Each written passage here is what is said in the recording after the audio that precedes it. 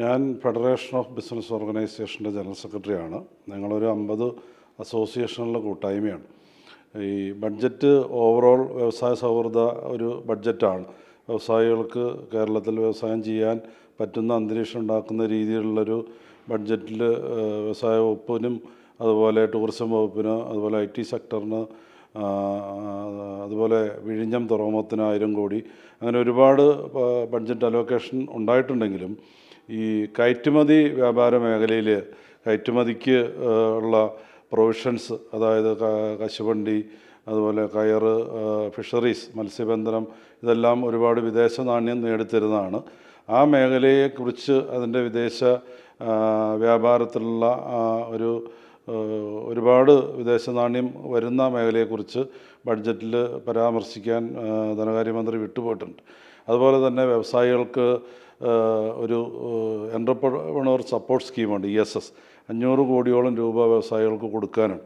അതുപോലെ പുതിയ വ്യവസായ പ്രൈവറ്റ് ഇൻഡസ്ട്രിയൽ എസ്റ്റേറ്റുകൾ വരുന്നുണ്ട്, ഏകദേശം 40 എസ്റ്റേറ്റുകൾ.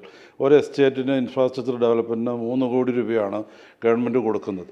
ആ 3 കോടി വെച്ച് ഇപ്പോഴത്തെ 40 എസ്റ്റേറ്റിന് തന്നെ 120 കോടി രൂപ കൊടുക്കേണ്ടതായിട്ടുണ്ട്. അപ്പോൾ ആ കാര്യങ്ങളൊന്നും ബഡ്ജറ്റിൽ പരാമർശിച്ചിട്ടില്ല.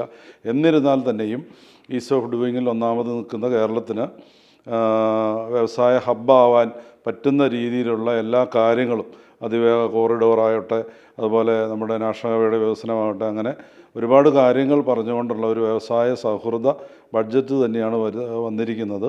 അതിനി ബഡ്ജറ്റിൻ്റെ ഡിസ്കഷനിൽ ഇതെല്ലാം ആഡ് ചെയ്യുമെന്ന് നമുക്ക് പ്രതീക്ഷിക്കാം. വർക്ക് അറ്റ് ഹോം, അത് സ്ത്രീകൾക്ക്, ചെറിയ കുട്ടികളുള്ളവർക്കും എല്ലാം വീട്ടിൽ ഇരുന്നുകൊണ്ട് തന്നെ നമ്മൾ കോവിഡ് കാലത്ത് ഉണ്ടായിരുന്നൊരു പദ്ധതിയാണത്.